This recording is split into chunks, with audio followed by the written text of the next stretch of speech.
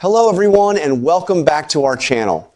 Today is a wonderfully bright and beautiful day, and I am so incredibly thrilled to sit down with all of you once again, grab a warm cup of coffee or your favorite soothing tea, settle into your most comfortable chair, and let us dive right into the heavy heart of Port Charles.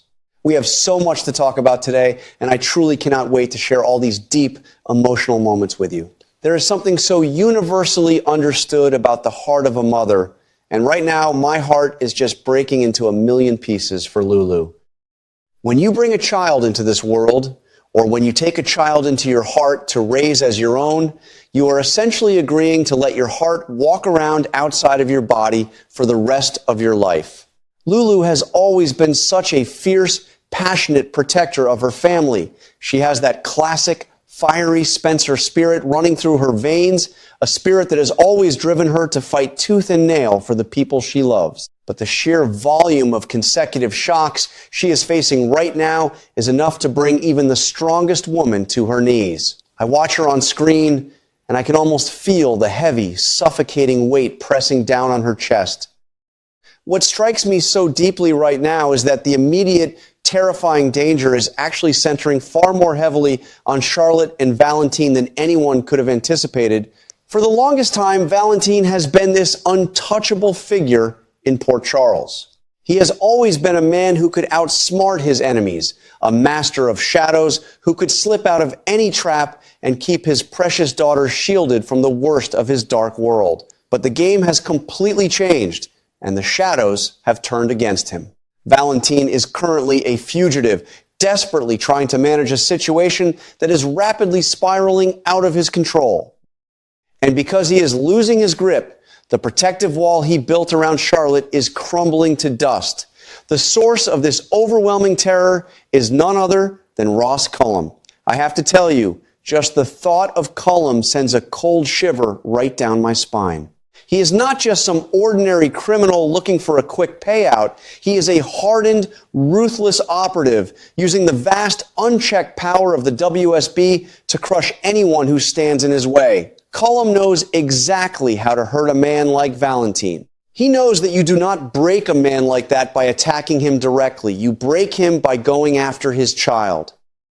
The obsession Cullum has with asserting his dominance is placing Charlotte directly in the most lethal crosshairs imaginable, and the sheer cruelty of it is hard to stomach. For Lulu, watching Charlotte become a pawn in this deadly, high-stakes game is a waking nightmare. Even though Valentine is Charlotte's biological father, Lulu loves that sweet girl with every single fiber of her being. The bond between a stepmother and a daughter is something so incredibly profound, built on choice and enduring love rather than just biology. Lulu has fought so hard over the years to ensure Charlotte felt safe, loved, and protected from the Cassadine madness. Now, all of that hard work is being torn to shreds. The realization that Charlotte is being hunted, watched, and targeted by Cullum's forces is a shock that is shaking Lulu to her very core. We also cannot forget the severe trauma Charlotte has just recently endured. She barely survived that absolutely terrifying, chaotic break-in at Windermere alongside Danny. That poor girl is already emotionally fragile, recovering from a situation that could have easily ended her life. She is vulnerable, her nerves are frayed, and now she is being thrust right back into the center of a deadly storm. Lulu knows how fragile Charlotte's state of mind must be right now. The thought of this young, traumatized girl facing the wrath of a man like Cullum is enough to make any mother lose her mind with worry. And standing right beside Lulu in this terrifying ordeal is Dante. Oh, my heart aches for Dante as well. He is such a good, solid man, a seasoned detective who has faced down some of the worst criminals Port Charles has ever seen. But this is not just another case file sitting on his desk at the precinct. This is his family. This is his life. The new dangers that are rising up are threatening to swallow both Lulu and Dante whole. They are trying to lean on each other, trying to be strong, but the badge Dante wears cannot offer a magic shield against the psychological and physical warfare Cullum is waging. They are navigating a minefield in the dark, and one wrong step could cost them everything. Just when you think the situation could not possibly become any more complicated or dangerous, we have to talk about Rocco. We already know that Rocco has been out there on the run with Britt, facing his own terrifying ordeal and evading capture. But Rocco is a boy with a massive heart, a boy who loves his sister deeply. The protective instincts of a big brother are incredibly strong, and the idea that Rocco might step up and actively try to ensure Charlotte's safety is both beautiful and absolutely terrifying. It is such a pure, noble impulse for a young man to want to protect his sister, but in this specific situation, it is a recipe for absolute disaster. By trying to intervene and protect Charlotte, Rocco is effectively pulling himself directly into Cullum's lethal orbit.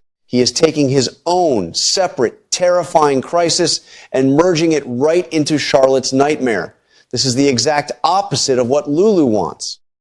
A mother's deepest instinct in a time of crisis is to separate her children from danger, to hide them away where the monsters cannot reach them.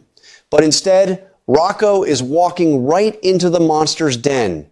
The danger escalating around Rocco as he tries to be the hero for Charlotte is pushing this storyline into a completely new level of anxiety.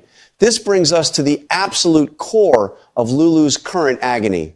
She is facing the most profound disaster a mother can experience, the total and complete loss of control over the safety of her children. Lulu cannot reach out and grab Charlotte to pull her back from Valentine's dangerous world.